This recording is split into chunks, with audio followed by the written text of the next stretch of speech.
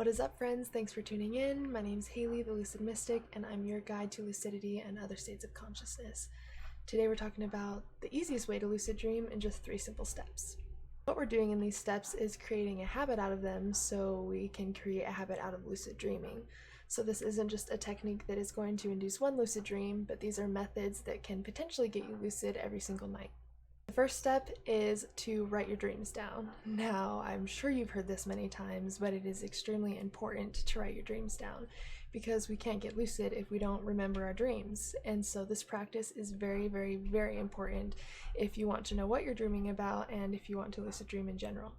So the first step is I like to start off with an affirmation. Obviously, first you want to get a dream journal, like a notebook, and then when you go to bed, you're going to say a mantra of your choice.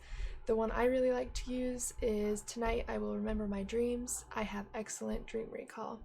I say that about 4 to 5 times, sometimes more, as I fall asleep. And what you're wanting to do is just make sure it's the last thought before you fall asleep, because that's the thought that's going to saturate into your mind while you sleep.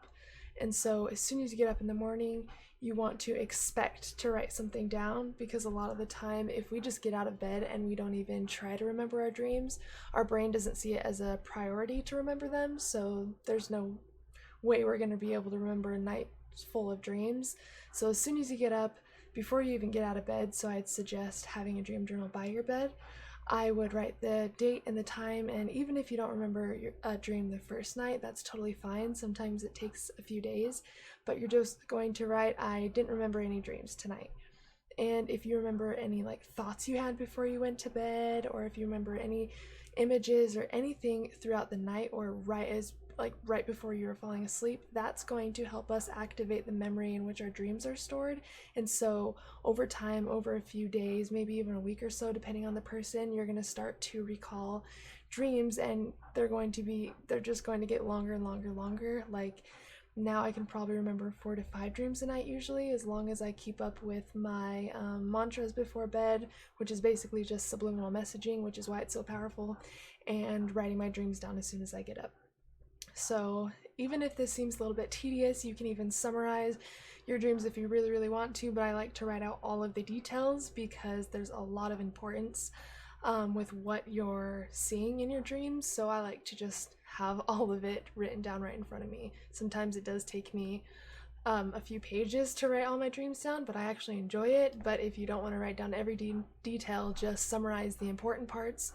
You can even draw pictures in your dream journal if you find that helpful, but just really narrow down the basis of what you dreamed of and just make sure to do that every single morning.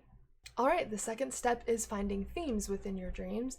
So it should be, a week or so at least where you start to remember pretty vivid dreams. Once you start remembering those, you're going to want to find themes that you commonly dream of. So if there's a place you commonly dream of, or people, or anything like that that happens in your dreams a lot, you're going to want to keep track of those. And that's why it's so important to write information down from your dreams, because it's going to tell you what you're dreaming about the most, and you can use that to get lucid. So basically, anything that reoccurs in your dreams a lot, or something that would happen in your dreams that doesn't happen in real life, like say you were hanging out with your grandma that's passed away, or you dream of flying dragons a lot, or being at the beach but you don't live by the beach, anything that seems off. Like a lot of the time I dream of being back in high school, and obviously I am not in school, so that for me is a dream sign. So we're looking for signs that we are dreaming. So it's going to be something that doesn't happen in real life. Once you have identified your dream theme or your dream sign, you're going to consciously program the thought that as soon as you see this, you will know you're dreaming. Now, this may take a few nights, maybe a week. Again, it really depends on the person, but if you're really dedicated and you are thinking about dreaming a lot and you really show importance to it, your brain picks up on that, and so it will be a lot easier to accomplish what you're trying to do. So just be consistent with it, and definitely just be thorough with it as well, and it will happen very quickly. You will definitely be surprised. But once you have your theme, before you go to bed, you're going to think of that theme, and you're going to tell yourself, okay, the next time I dream of blank, I will know that I am dreaming. And you're going to create your own mantra before you go to bed. So once you're already remembering your dreams, you don't need to do the mantra every night to affirm you're going to remember your dreams. You can just keep dream journaling and create a mantra for something else. So now that we dream consistently, now we are going to create a mantra to realize that we are dreaming within those dreams. So finding themes in your dreams is the second step. All right, and now that you have created a subconscious trigger to realize when you see your dream signs in a dream, you're going to realize that your dreams start to get very, very vivid and you feel like you almost realized you were dreaming, but you weren't quite there. So now the third step that we're going to do is actually do reality checks throughout the day to help realize that we're dreaming. And this is a habit that we're going to do every single day, and it's basically creating mindfulness. So the reason we don't realize that we're dreaming in our dreams is because we're not mindful of our surroundings. A lot of the time we live on autopilot in waking life, and that carries over into our dreams as well. So we're basically adding a little bit of mindfulness to our physical reality and some critical thinking, and that's going to create a habit so we carry it over into our dreams.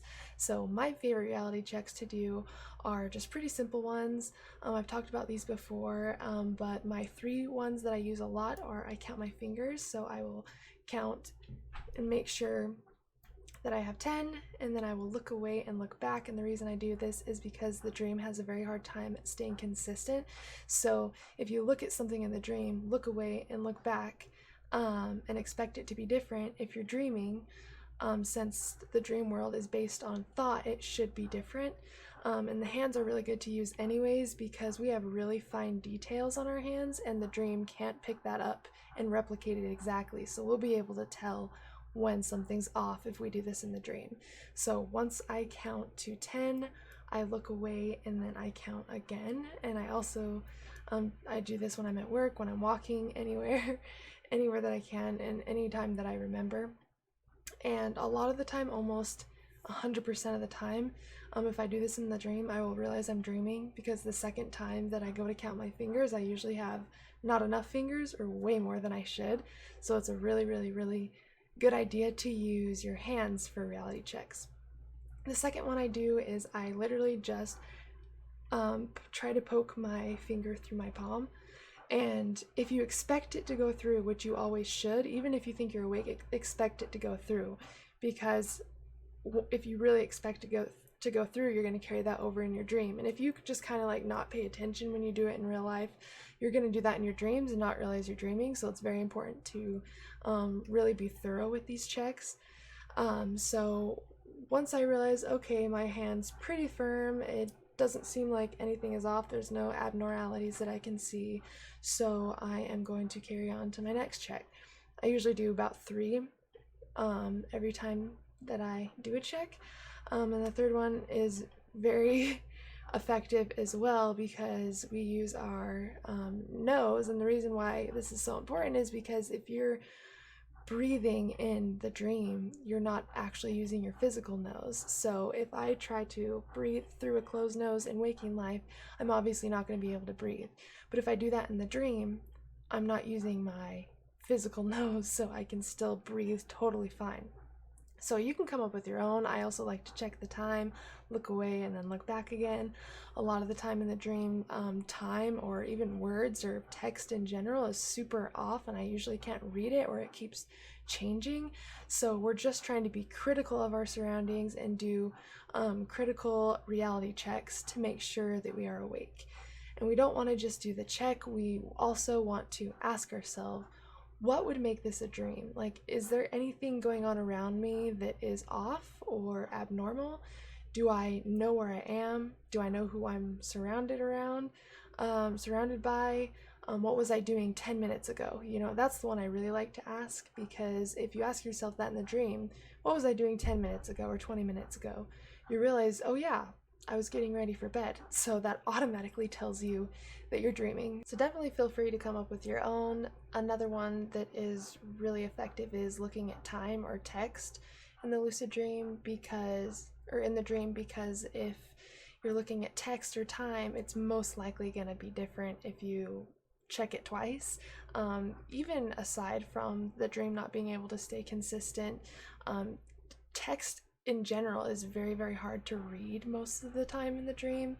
Even if it's a regular dream and I'm like writing something down, it's very hard to even write something down. It almost seems impossible. So you will definitely be able to tell when something's off if you run into that situation, if you're activating that critical mind through these methods. So just to recap the 3 steps: dream journaling, creating a habit through dream journaling, doing it every single morning as soon as you get up, and setting a mantra for it before you go to bed. So tonight I will remember my dreams.